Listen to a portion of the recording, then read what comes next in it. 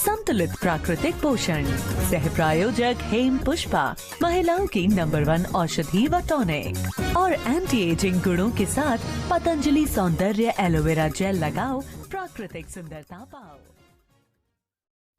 आज एक बहुत ही महत्वपूर्ण और संवेदनशील मसले पर आपके साथ बातचीत शेयर करने के लिए ये प्रेस कॉन्फ्रेंस में आया हूं।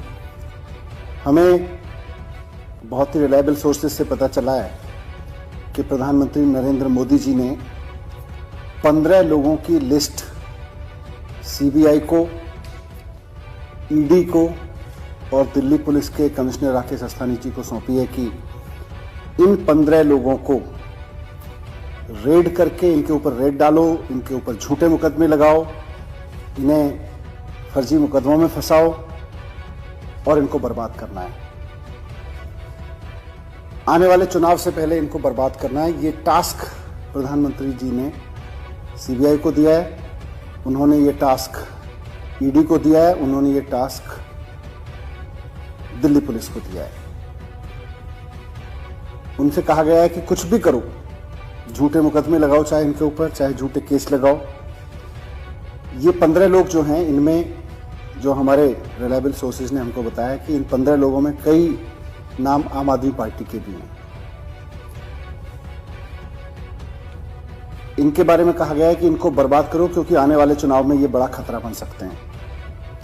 मोदी जी ने अपने ब्रह्मास्त्र, जो उनके सबसे विश्वसनीय और उनके सारे कार्यक्रमों में, सारे पूरी पॉलिटिकल ग्रोथ में महत्वपूर्ण सपोर्ट देने वाले दिल्ली पुलिस के कमिश्नर साहब हैं राकेश अस्थाना जी, वो उनका ब्रह्मास्त्र है। अपना ब्रह्मास्त्र अब उन्होंने चला दिया है कि इन 15 पॉलिटिकल लोगों को बर्बाद कर दो आने वाले चुनाव से पहले, नहीं तो बहुत मुश्किल हो जाएगी।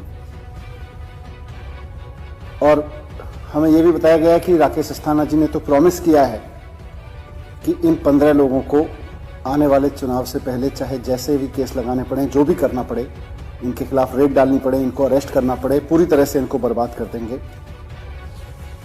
इस इंफॉर्मेशन के बारे में मैं सिर्फ इतना कहना चाहता हूं, इस एक्शन के बारे में और इस मंशा के बारे में, कि आम आदमी पार्टी सच्चाई और ईमानदारी की राजनीति करती है। मोदी जी, आप अपनी पुलिस भेज लीजिए, आप अपनी सीबीआई भेज लीजिए, आप अपने इनकम टैक्स डिपार्टमेंट को भेज लीजिए, आप ईडी को भेज लीजिए, आपने पहले भी सारे डिपार्टमेंट भेजे हैं, आप फिर से भेज लीजिए। हम सबका स्वागत करते हैं क्योंकि हम ईमानदारी की राजनीति करते हैं, हम सच्चाई की राजनीति करते हैं। हम उनका स्वागत करेंगे। आपको जो चाहे जांच करा लीजिए हमारे खिलाफ, आप हमारे खिलाफ जितना चाहे मुकदमे करा लीजिए, फर्जी मुकदमे, फर्जी रेड, फर्जी अरेस्ट, जितना करा लीजिए। आम आदमी पार्टी अपनी सच्चाई की राजनीति पर डिगी रहेगी, अटल रहेगी, उससे डिगेगी नहीं। लेकिन उनका स्वागत करते हुए आपकी तमाम सीबीआई का, पुलिस का, ईडी का, इनकम टैक्स का, सबका स्वागत करते हुए हम प्रधानमंत्री जी से पूछना चाहेंगे कि आपने पहले भी बहुत रेड कराई है हमारे ऊपर। खुद मेरे घर पे 2 बार सीबीआई की रेड हो चुकी है। 6-6 घंटे मेरे घर सीबीआई की रेड हुई है। आप देश को बताएंगे कि क्या मिला उसमें, कुछ निकला उसमें, क्या नतीजा निकला उसका। सत्येंद्र जैन जी के खिलाफ में 12 केस सीबीआई में दर्ज कर रखे हैं। क्या निकला उसमें? हमारे 21 एमएलएस के खिलाफ फर्जी मुकदमे, फर्जी केसेस बना बना के उनको अरेस्ट करके जेल में रखा गया। अंत में जब मामला अदालतों में पहुंचा तो अदालतों में कई मामलों में तो पुलिस को फटकार लगाई गई कि इस तरह के फर्जी मुकदमे लगा के तुम पॉलिटिकल गेम खेलते हो, पॉलिटिकल पार्टीज का टूल बने हुए हो। क्या निकला प्रधानमंत्री जी उसमें? आपने 21 एमएलएस भी अरेस्ट कराए थे हमारे। आपने चीफ मिनिस्टर के खिलाफ साजिशें रचवाई, उनके दफ्तर पे सीबीआई की रेड हुई, उनके घर में पुलिस का छापा पड़ा, उनके बेडरूम में भी पुलिस घुसा दी आपने। पहली बार ऐसा हुआ, देश के चीफ मिनिस्टर के घर में पुलिस घुसी, उनके बेडरूम तक में पुलिस पहुंचा दी आपने। बाद में कोर्ट ने छोड़ दिया, बल्कि कोर्ट ने लताड़ भी लगाई पुलिस को। मैं पूछना चाहता हूं प्रधानमंत्री जी, इन रेड्स का क्या निकला? इन छापों का, इन अरेस्ट का क्या निकला आखिरकार? देश को भी तो बताइए ना। आप एक के बाद एक रेड कराते हैं, एक के बाद एक छापे डलवाते हैं अपने पॉलिटिकल अपोनेंट्स पे। आपने आम आदमी पार्टी के डिप्टी चीफ मिनिस्टर के घर पे सीबीआई रेड करवाई 2 बार, आपने चीफ मिनिस्टर के घर पे ऑफिस में रेड्स करवाई, आपने सत्येंद्र जैन के खिलाफ 12 मुकदमे करवा रखे हैं, आपने 450 फाइल्स की जांच कराई थी आम आदमी पार्टी की सरकार की शुगलू कमेटी से। क्या निकला उससे? कुछ भी नहीं निकला।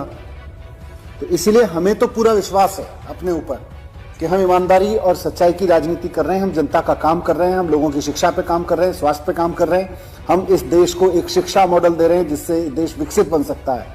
हमें तो अपने ऊपर पूरा भरोसा है। लेकिन आप भी तो बताइए कि इन रेड्स से आखिरकार क्या निकला? जितनी रेड्स अभी तक आपने कराई हैं, आप और करा लीजिए, हम उनका भी स्वागत करेंगे।